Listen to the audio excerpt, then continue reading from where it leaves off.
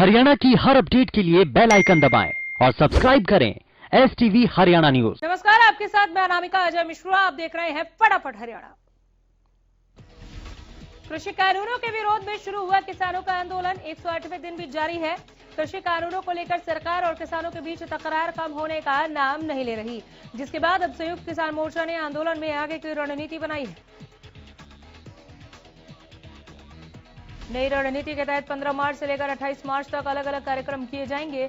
इसके तहत 15 मार्च को किसान कॉर्पोरेट विरोधी दिवस मनाने जा रहे हैं। इस दिन किसान डीजल पेट्रोल की बढ़ती कीमतों के खिलाफ प्रदर्शन करेंगे। इसके बाद 17 मार्च को मजदूर संगठनों के साथ एक कन्वेंशन की जाएगी। फिर 19 मार्च को मुजारा लहर दिवस मनाया जाएगा। इस दिन FCI और खेती बचाओ के तहत मंडियों में किसान प्रदर्शन करेंगे। वहीं 23 मार्च को शहीदी दिवस के मौके पर युवा किसान पर बॉर्डर पर धरना देंगे। 26 मार्च को आंदोलन के 4 महीने पूरे होने पर किसानों ने भारत बंद का ऐलान किया है। इसके बाद 28 मार्च को होलिका दहन के दिन किसान तीनों कृषि कानूनों की प्रतियां जलाकर विरोध जताएंगे। कृषि कानूनों के विरोध में खड़ी फसलों को जोतने की आग लपटे अब पलवल जिले तक भी पहुंच चुकी हैं। शुक्रवार को जनौली गांव में 2 किसानों ने 6 बीघा खड़ी गेहूं की फसल को पूरी तरह से जोतकर नष्ट कर दिया। हालांकि जब इसकी सूचना धरने पर बैठे किसानों को मिली तो किसानों की कमेटी के सदस्य किसानों को समझाने के लिए जनौली गांव पहुंचे, लेकिन लाख कोशिशों के बावजूद भी किसान हरिराम और अतीत तेवतिया के फसल जोतकर ट्रैक्टर को नहीं रोक सके। करनाल के नीसिंग में किसानों की तरफ से नीलोखेड़ी से निर्दलीय विधायक धर्मपाल गोंदर के कार्यक्रम का काले झंडे दिखाकर विरोध किया गया।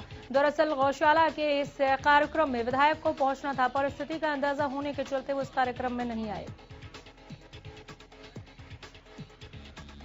विधानसभा में अविश्वास प्रस्ताव गिरने की बात से किसानों में और ज्यादा गुस्सा है। कह रहे हैं किसान की बीजेपी जेजेपी और जिन निर्दलीय विधायकों ने किसानों का सपोर्ट नहीं किया उनका विरोध किया जाएगा। उधर झज्जर में भी बीजेपी जेजेपी नेताओं के प्रोग्राम का हजारों किसानों ने इकट्ठा होकर विरोध किया। दरअसल किसानों ने ऐलान किया था कि बीजेपी जेजेपी नेताओं के प्रोग्राम का विरोध किया जाएगा। इस दौरान चाहर खाप समेत तमाम खापे और महिला किसान इकट्ठा हुई।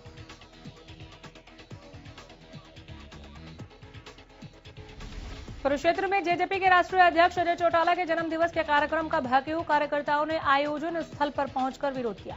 इस दौरान नेताओं को किसान नेताओं के सामने हाथ जोड़कर उनसे माफी मांगनी पड़ी।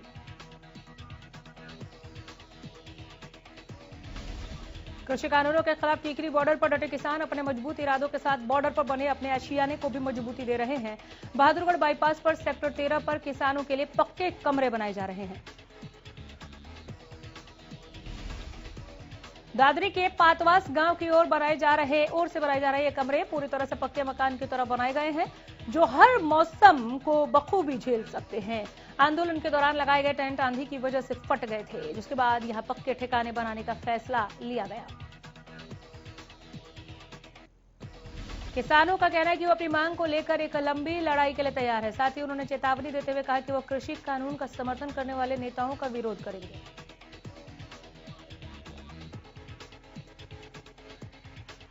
कृषि कानूनों के विरोध में किसान लगातार बॉर्डर पर डटे हुए हैं। इसी बीच किसानों के लिए टीकरी बॉर्डर पर गन्ने का लंगर लगाया गया। दरअसल पिहोवा के किसान रस निकालने के लिए कोल्हू की मशीन लाए थे, जिसके बाद एक साथ हजारों गन्ने का जूस निकाला जा रहा है। किसानों को गन्ने का जूस उपलब्ध कराया जा रहा है। इस दौरान किसानों ने कहा कि खेत हमारा, गन्ना हमारा, किसान भी हम हैं। वो कृषि कानून रद्द करवा कर ही दम लेंगे। किसानों ने बताया कि संघर्ष लंबा है, इसलिए पक्के आशियाने बनाए जा रहे हैं। फरीदाबाद में बारिश के साथ तेज हवाओं की वजह से गेहूं खड़ी फसल को भारी नुकसान हुआ। खेतों में खड़ी फसल तेज हवा की वजह से गिर गई, बिछ गई धरती पर, जिससे किसान की मेहनत बर्बाद हुई। अब किसान इस बात को लेकर चिंतित हैं कि महंगे दामों पर खाद और बीज खरीदकर फसल बोई थी, कुदरत के कहर ने बर्बाद कर दिया। उनका घर का खर्च कैसे चलेगा?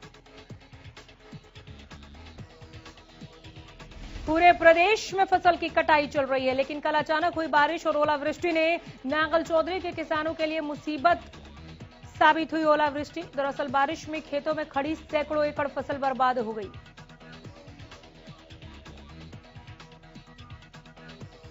इन दिनों सरसों की फसल की कटाई चल रही है। गेहूं की फसल कटने को तैयार है, पर कल हुई बारिश ने किसानों की तैयार फसल पर पानी फेर दिया है। अब किसान सरकार से मुआवजे की आस में बैठे हैं कि किसी तरह उनके परिवार का पालन पोषण हो जाए और बैंक से लिया लोन वो चुका सके।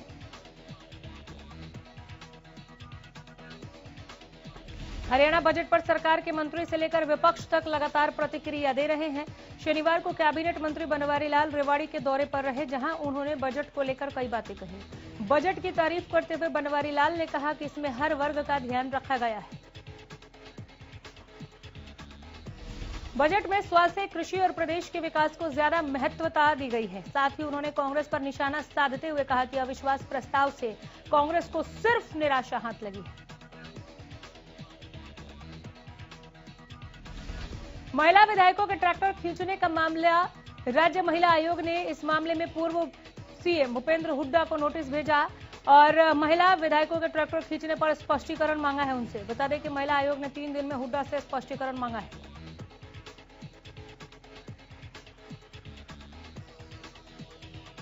उधर मुख्यमंत्री मनोहर लाल ने शुक्रवार को पंचकुला में स्वतंत्र भारत की 75वीं वर्षगांठ के अवसर पर आयोजित एक कार्यक्रम में शिरकत की। सेक्टर 1 स्थित राजकीय महाविद्यालय के ऑडिटोरियम आयोजित कार्यक्रम के दौरान उन्होंने एक चित्र प्रदर्शनी का उद्घाटन किया और प्रदर्शनी का अवलोकन भी किया।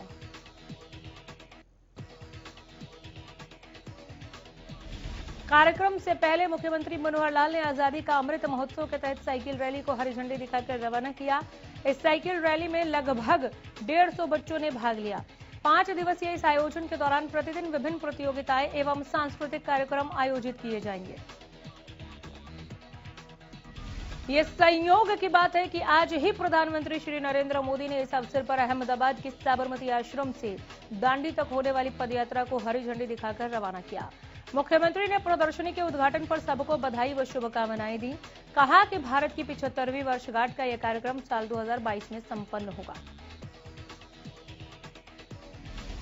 सोनीपत नगर निगम ने प्रॉपर्टी टैक्स जमा नहीं करने वाले बकायेदारों पर शिकंजा कसने की तैयारी शुरू कर दी है। क्षेत्र में करीब 500 डिफॉल्टर ऐसे हैं जिन पर 1-1 लाख रुपए से ज्यादा का प्रॉपर्टी टैक्स बकाया है।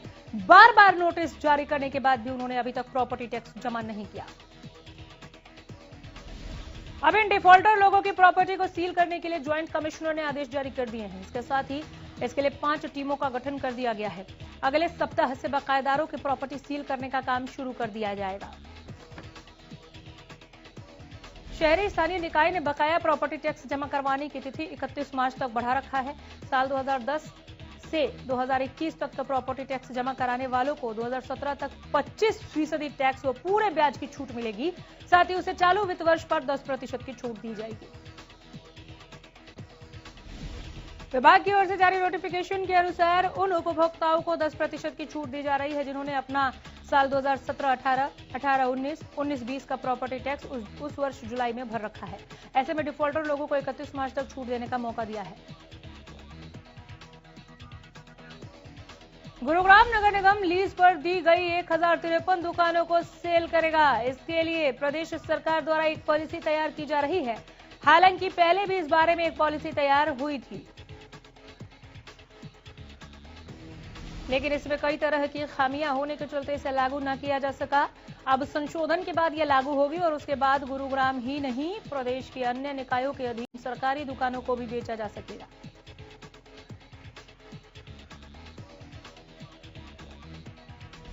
काथल में आरटीओ के लोकेशन शेयर करने के मामले में सरकारी गाड़ी के 2 चालक गिरफ्तार किए गए। बताया जा रहा है कि 20 जनवरी की रात को आरटीओ की गाड़ी कैथल जींद हाईवे पर ओवरलोड वाहनों की चेकिंग कर रही थी।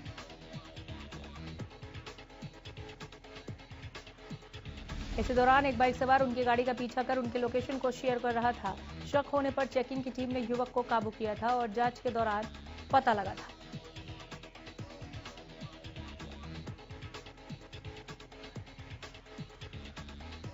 दरअसल युवक मोबाइल के जरिए ओवरलोड वाहन के चालकों को आरटीओ की टीम की लोकेशन शेयर कर रहा था ताकि ओवरलोड वाहन दूसरे रास्तों से निकल सके। इस मामले में 6 अन्य आरोपी पहले ही गिरफ्तार किए जा चुके हैं।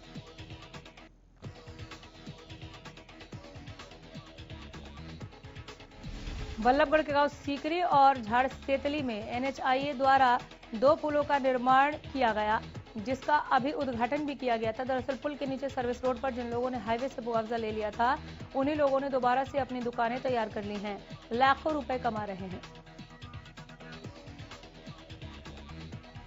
गांव सीकरी निवासी श्रुपाल तेवतिया ने बताया कि एनएचआईए से अपने जमीन का मुआवजा लेने के बाद भी दुकान बनाकर खड़ी कर दी है, जो कि सरकारी जमीन पर है, जिसके अधिकारियों को शिकायत भी दी गई। उसके बाद भी अधिकारी कोई कार्रवाई नहीं कर रहे हैं। फतेहाबाद के एसपी राजेश कुमार ने 2 एसएचओ और 1 एएसआई का तबादला कर दिया है। वहीं अब रूपेश चौधरी रतिया सिटी थाना प्रभारी होंगे और कुलदीप गढ़वाल सीआईए प्रभारी का पद संभालेंगे। गुरुग्राम से बिजली गिरने का एक दिल दहला देने वाला मामला सामने आया है, जहां बारिश के दौरान एक पेड़ के नीचे खड़े 4 लोगों के ऊपर बिजली गिरने से चारों घायल हो गए। इनमें से एक मजदूर की मौत हो गई है। ये मामला सेक्टर 82 वाटिका के सिग्नेचर विला का है, जहां शुक्रवार की शाम हल्की बूंदाबांदी के दौरान वहां काम कर रहे 4 माले एक पेड़ के नीचे खड़े थे। तभी उन पर आसमानी बिजली गिरी। यह घटना एक सीसीटीवी कैमरे में कैद हो गई। ये वीडियो अब तेजी से वायरल हो रहा है। वायरल वीडियो में चारों माली एक साथ जमीन पर गिरते देखे जा सकते हैं। चारों को गंभीर हालत में निजी अस्पताल में भर्ती कराया गया। कुरुक्षेत्र के पारलू गांव के मारकंडा नदी में बम के पुराने शैल मिलने से हड़कंप मच गया, जिसके बाद पुलिस को मामले की जानकारी दी गई। पुलिस अधिकारियों ने मौके पर पहुंचकर इलाके को सील कर दिया है।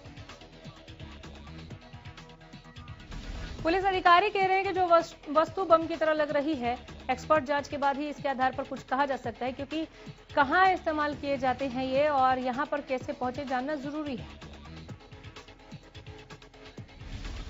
कुरुक्षेत्र के शाहबाद में मिले शैल को डिफ्यूज करते हुए एक शैल में ब्लास्ट हो गया, जबकि दूसरे शैल को पुलिस ने कब्जे में ले लिया है। जिस समय ब्लास्ट हुआ उस समय बम के आसपास कोई नहीं था। प्रदेश में दिनों दिन लूटपाट के मामले बढ़ रहे हैं। ये मामले साफ तौर पर पुलिस के सुस्त रवैये को दिखाते हैं। ताजा मामला शहर के गत दिवस बालाजी पब्लिक स्कूल का है। स्कूल का एक कर्मचारी बैंक से पैसे लेकर स्कूल जा रहा था, तभी लुटेरों ने उसकी कार पर हमला किया, उसकी आंखों में मिर्च डाली और उससे 28,000 रुपए हड़प लिए। स्कूल प्रशासन ने मामले की रिपोर्ट दर्ज कराई है। पुलिस तफ्तीश कर रही है।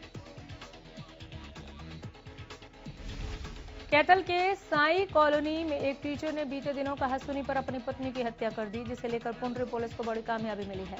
दरअसल 2 दिन पहले हुए हत्याकांड मामले में पुलिस ने आरोपी जयप्रकाश को गिरफ्तार कर लिया है। पूरे मामले को लेकर थाना प्रभारी निर्मल कुमार ने बताया कि पुंडरी पुलिस ने आरोपी जयप्रकाश को गिरफ्तार किया। आरोपी को कोर्ट में पेश किया जाएगा।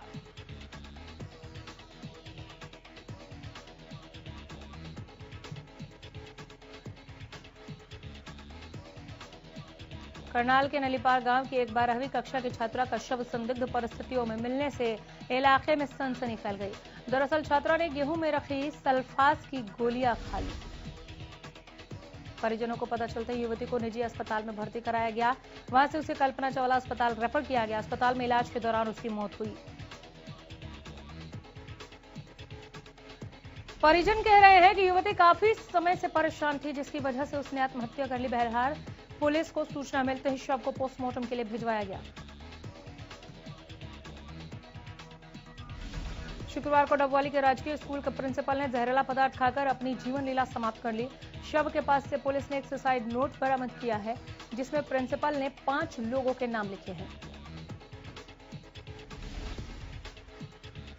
सूचना पाकर मौके पर पहुंची पुलिस ने 5 लोगों के खिलाफ मामला दर्ज कर जांच शुरू की है। पुलिस कह रही है कि प्रिंसिपल ने प्रॉपर्टी विवाद के चलते खुदकुशी की।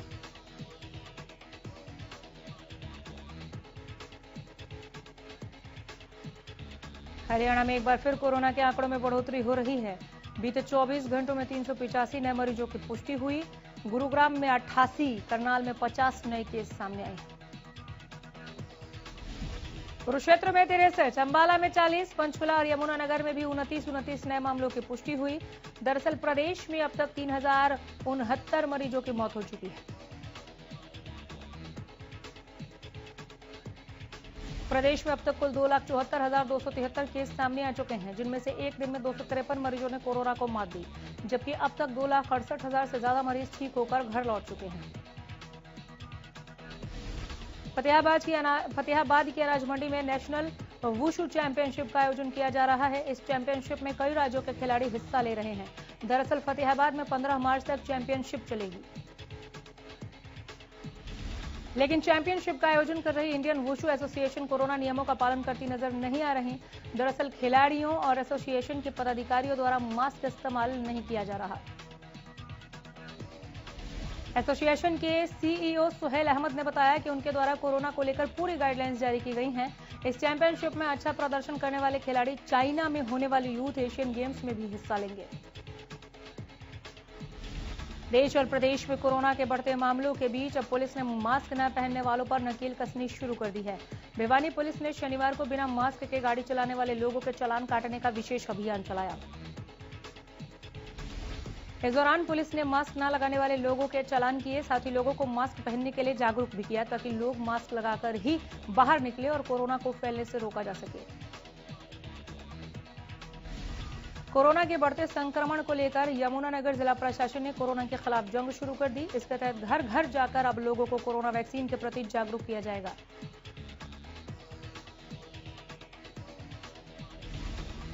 इसके साथ ही 15 मार्च को वैक्सीन डे मनाया जाएगा, जिसके लिए जिले में 50 सरकारी सेंटर और 20 निजी केंद्रों पर वैक्सीन लगाई जाएगी। सरकारी में यह वैक्सीनेशन फ्री में होगा, लेकिन निजी में 250 प्रति व्यक्ति शुल्क लिया जाएगा। अब तक 21,000 लोगों को वैक्सीन लग चुकी है। प्रशासन की ओर से चलाए जा रहे इस अभियान का पार्षदों ने भी समर्थन और सराहना की है। पार्षदों ने कहा कि हम लोगों को कोरोना वैक्सीन के प्रति जागरूक करेंगे। गोहाना में कोरोना वैक्सीनेशन का दूसरा चरण शुरू हो गया है। दूसरे चरण के लिए शहर के नागरिक अस्पताल और सत्संग भवन में कैंप लगाया गया। ये कैंप रोटरी कैंप की सहायता से लगाया गया है। कैंप में सुबह 10 बजे से दोपहर 3 बजे तक कोरोना के निःशुल्क टीके लगाए जाते हैं। 60 साल से अधिक उम्र के लोगों को लगभग 1 घंटे में 70 मिनट में टीके लगाए गए। 1 घंटे 70 मिनट टीके लगाए गए। ग्रामीणों का कहना है कि कोरोना की वैक्सीन पूरी तरह सुरक्षित है। साथ ही टीकाकरण के बाद कैंप में ही 30 मिनट तक आराम करने का इंतजाम भी है।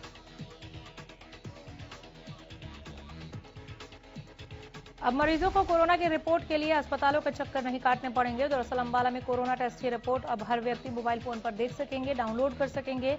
यह रिपोर्ट अधिकारी के साइन से अटेस्ट होगी। वहीं इस कोविड रिपोर्ट को मेडिकल रूप में भी स्कूल, कॉलेज, सरकारी और गैर सरकारी विभागों में छुट्टी के लिए या फिर अन्य जगह या जहां पर कोरोना रिपोर्ट मांगी जाती है इस्तेमाल किया जा सकेगा। इसके लिए व्यक्ति को कोविड-19 रिपोर्ट सैंपल जाकर अपनी ICMR आईडी डालनी होगी। उसे सैंपल के समय ये आईडी दी जाएगी। रिपोर्ट साइट पर टेस्ट करवाने के 24 से 36 घंटे में अपलोड कर दी जाएगी। बता दें कि अंबाला में इसे पायलट प्रोजेक्ट के तौर पर शुरू किया गया है। दिल्ली से देहरादून आ रही शताब्दी ट्रेन के एक कोच में आग लग गई। आग लगने का कारण शॉर्ट सर्किट बताया जा रहा है। किसी के हताहत होने की कोई जानकारी नहीं है। दरअसल शताब्दी ट्रेन के एक कोच C5 में आग लगी है। इमरजेंसी ब्रेक लगाकर ट्रेन को रोका गया। बताया जा रहा है कि डोईवाला के करीब जंगल में आग लगी थी। ट्रेन का ये कोच हरिद्वार में ही खाली हो जाता है। दिल्ली के मुख्यमंत्री अरविंद केजरीवाल ने हिंदू राव अस्पताल में लैब टेक्नीशियन स्वर्गीय राकेश जैन के परिवार से मुलाकात कर 1 करोड़ रुपए के सहायता राशि का चेक सौंपा है। इस दौरान अरविंद केजरीवाल ने कहा कि कोरोना योद्धाओं ने अपनी जान की बाजी लगाकर लोगों की सेवा की है। हिंदू राव अस्पताल में तैनात लैब टेक्नीशियन राकेश जैन जी को भी लोगों की सेवा करते हुए कोरोना हुआ और उनका देहांत हो गया। आज उनके परिवार से मिलकर 1 करोड़ की सहायता राशि दी। भविष्य में भी परिवार के साथ खड़े हैं। बंगलुरु में ऑनलाइन फूड डिलीवरी को लेकर उठे बवाल के बीच डिलीवरी बॉय का बयान सामने आया है। डिलीवरी बॉय का कहना है कि ऑर्डर लेट होने की वजह से महिला ने पहले उससे बदतमीजी की और जब वो उससे हाथापाई करने लगी तो महिला की ही रिंग महिला के नाक पर लग गई, जिससे उसका खून बहने लगा। इससे पहले हितेशा चंद्राणी नाम की युवती ने सोशल साइट पर अपना वीडियो शेयर कर बताया था कि ऑर्डर लेने से मना करने पर फूड डिलीवरी बॉय ने उन पर हमला कर दिया, जिससे उनकी नाक पर चोट लग गई थी और खून बहने लगा था। विधानसभा परिसर में मुख्यमंत्री मनोहर लाल का घेराव और अभद्र व्यवहार करने वाले पंजाब के विधायकों के खिलाफ विधानसभा सचिवालय एफआईआर दर्ज करवाएगा। इस दौरान सुरक्षा में लापरवाही बरतने वाले पुलिस अधिकारियों पर भी गाज गिर सकती है। मामले की जांच के लिए विधानसभा अध्यक्ष ज्ञानचंद गुप्ता ने शुक्रवार को हरियाणा गृह विभाग के अतिरिक्त मुख्य सचिव राजीव अरोड़ा, प्रधान सचिव अरुण गुप्ता, पुलिस महानिदेशक मनोज यादव समेत पुलिस विभाग के वरिष्ठ अधिकारियों के साथ बैठक कर उच्च स्तरीय जांच के आदेश दे दिए। ये जांच दोनों प्रदेशों और यूटी चंडीगढ़ के अधिकारियों की संयुक्त कमेटी करेगी। विधानसभा सचिवालय में शुक्रवार को विधानसभा अध्यक्ष की ओर से बुलाई गई बैठक में विधानसभा उपाध्यक्ष रणवीर गंगवा, विधानसभा सचिव राजेंद्र नंदल और हरियाणा, पंजाब और यूटी चंडीगढ़ के अधिकारी मौजूद रहे। इस दौरान 10 मार्च की घटना का विस्तृत ब्यौरा लिया गया। इस मामले पर 15 मार्च को हरियाणा विधानसभा के सदन में भी चर्चा होगी। जज से बदतमीजी के मामले में गिरफ्तार हरियाणा सरकार में पब्लिसिटी सेल के पूर्व चेयरमैन रॉकी मित्तल को अदालत में पेश किया गया, जहां उन्हें 25 मार्च तक न्यायिक हिरासत में भेजा गया है। वहीं अदालत से निकलते समय रॉकी मित्तल के अलग ही तेवर नजर आ रहे हैं। बहरहाल अब 25 मार्च को रॉकी मित्तल को फिर से अदालत में पेश किया जाएगा। गोहाना की सब्जी मंडी में काम करने वाले छोटे दुकानदारों को एक शेड से दूसरे शेड में शिफ्ट किए जाने के मामले में दुकानदारों ने अपना काम बंद कर विरोध व्यक्त किया। आरोप है कि अधिकारी कुछ बड़े दुकानदारों को फायदा पहुंचाने के चलते उनको अलग कर रहे हैं, लेकिन वो किसी भी सूरत में यहां से नहीं हटेंगे। दुकानदारों का कहना है कि अगर उन्हें इस फैसले के खिलाफ अनिश्चितकालीन हड़ताल पर जाना पड़े तो वो ये भी करेंगे। गौरतलब है कि शेड शिफ्टिंग का फैसला मार्केट कमेटी ने लिया, जिसके विरोध में छोटे दुकानदार अब उतर आए। बल्लभगढ़ के ब्राह्मणवाड़े में खाद्य आपूर्ति विभाग ने छापेमार कार्रवाई की। इस दौरान घरेलू गैस सिलेंडर का व्यावसायिक प्रयोग करते पाए जाने पर अलग अलग गैस कंपनियों के 13 भरे और 11 खाली घरेलू सिलेंडर जब्त किए गए। पूरे मामले को लेकर खाद्य आपूर्ति विभाग के सब इंस्पेक्टर अखिल जैन ने बताया कि घरेलू गैस का व्यावसायिक प्रयोग करने वालों को चेतावनी दी गई है। अगर भविष्य में किसी दुकान, होटल या ढाबा संचालक द्वारा नियमों की अवहेलना अनदेखी की गई तो उनके विरुद्ध कानूनी कार्रवाई करते हुए आपराधिक मुकदमा दर्ज करवाया जाएगा। टोहाना के गांव फतेहपुरी में देर शाम बिजली विभाग के कर्मचारियों पर हमला करने वाले राजेंद्र और उसके साथियों को पकड़ लिया गया, जिसके बाद करीब 20 दिन बाद कर्मचारियों की हड़ताल खत्म हुई। दरअसल बीती 18 फरवरी को बिजली विभाग के कर्मचारी गांव फतेहपुरी में जब बिजली चोरी करने वालों के यहां छापेमारी करने गए तो ग्रामीण राजेंद्र ने अपने साथियों के साथ मिलकर मारपीट की। इस वारदात की रिपोर्ट कर्मचारियों ने थाना पुलिस को दर्ज कराई, लेकिन पुलिस ने आरोपियों की गिरफ्तारी नहीं की, जिससे नाराज होकर कर्मचारियों ने आंदोलन किया। अब जाकर आरोपियों की गिरफ्तारी हुई है और पीड़ित बिजली कर्मचारियों को इंसाफ मिला। गुरुग्राम पुलिस के क्राइम ब्रांच मानेसर की टीम ने 4 ऐसे शातिर चोरों को गिरफ्तार करने में सफलता हासिल की है, जो लाखों के मोबाइल चोरी की वारदातों को अंजाम दे चुके हैं। दरअसल एक ऑनलाइन शॉपिंग कंपनी के अधिकारियों ने गुरुग्राम पुलिस को शिकायत दर्ज कराई थी कि बीती 18 फरवरी को अज्ञात व्यक्तियों ने लाखों की कीमत के मोबाइल, टैब आदि चोरी कर लिए थे, जिसके बाद मामला मानेसर क्राइम ब्रांच को सौंपा गया। इस पर तफ्तीश करते हुए आरोपियों को गिरफ्तार किया।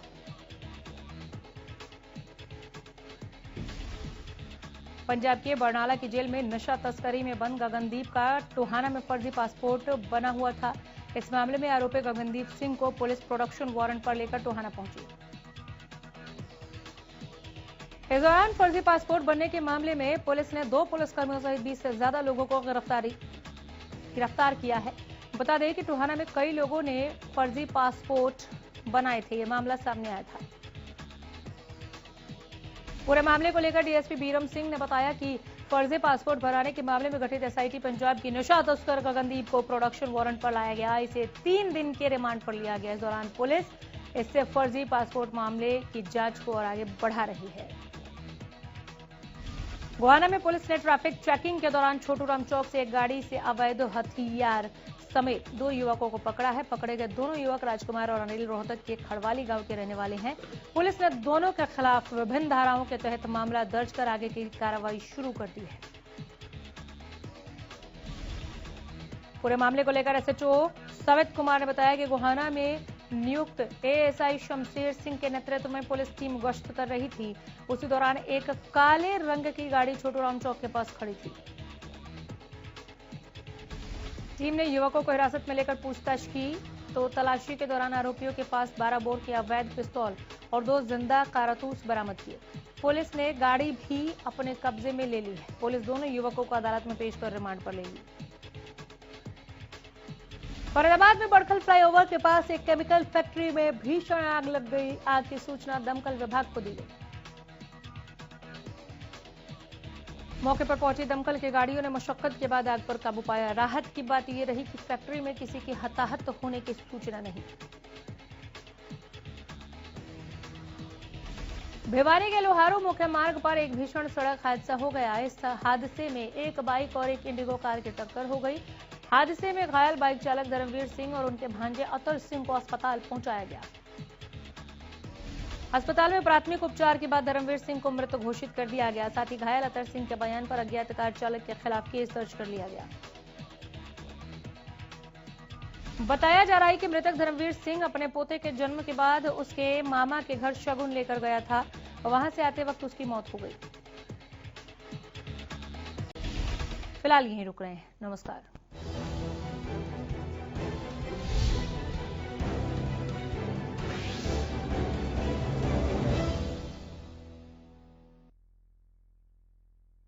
जनप्रतिनिधियों के खिलाफ किसानों की जंग, अविश्वास पर दगा करने वाले नेताओं से दंग, विधायकों को कार्यक्रम करना हुआ मुश्किल, विरोध के बाद कई प्रोग्राम कैंसिल।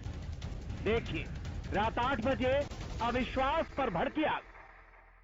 प्राचीन भारतीय और आधुनिक शिक्षा का ध्वजवाहक आवासीय संस्थान, जहां है प्राचीन गुरु शिष्य परंपरा और नवीनतम शिक्षण तकनीक, कंप्यूटर शिक्षा के साथ साथ हिंदी, संस्कृत और इंग्लिश स्पीकिंग पर विशेष ध्यान, अत्याधुनिक पूर्णतः सुरक्षित छात्रावास और शुद्ध सात्विक भोजन, बेहतर स्वास्थ्य के लिए ध्यान, योग, इंडोर और आउटडोर गेम, संस्कार, चरित्र और मानवीय मूल्यों के निर्माण के लिए नियमित हवन, यज्ञ, संध्या और आर्य विद्वानों का नियमित मार्गदर्शन, शिक्षा, स्वास्थ्य और संस्कार यही है जीवन का आधार। गुरुकुल तक्षशिला, करनाल हाईवे, अहमदपुर रसीना, कैथल, हरियाणा।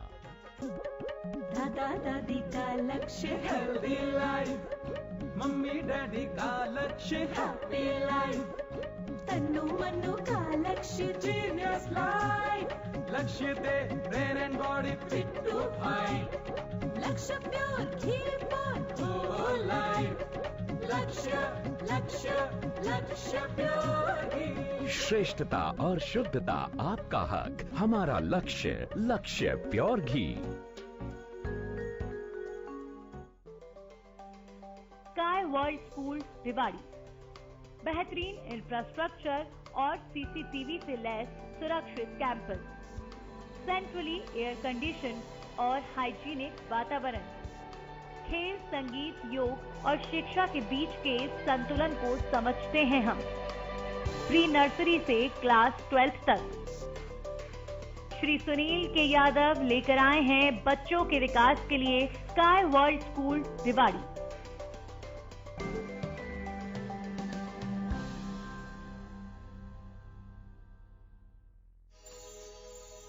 जीवन की राहों में अगर करना चाहो उजियाला, जीवन की राहों में अगर करना चाहो उजियाला, अपना लो रे गुरुकुल का रास्ता निराला, गुरुकुल का रास्ता निराला, गुरुकुल तक्षशिला, गुरुकुल तक्षशिला, गुरुकुल तक्षशिला, गुरुकुल तक्षशिला।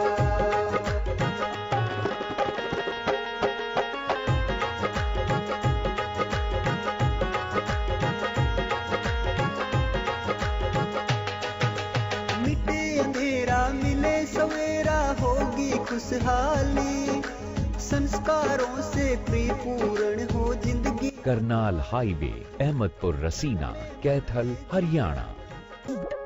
दादा दादी का लक्ष्य हेल्दी लाइफ, मम्मी डैडी का लक्ष्य हैप्पी लाइफ, तन्नू मन्नू का लक्ष्य genius life, Lakshya the brain and body fit to fight Lakshya pure ghee for life Lakshya Lakshya लक्ष्य प्योर घी श्रेष्ठता और शुद्धता आपका हक, हमारा लक्ष्य, लक्ष्य प्योर घी।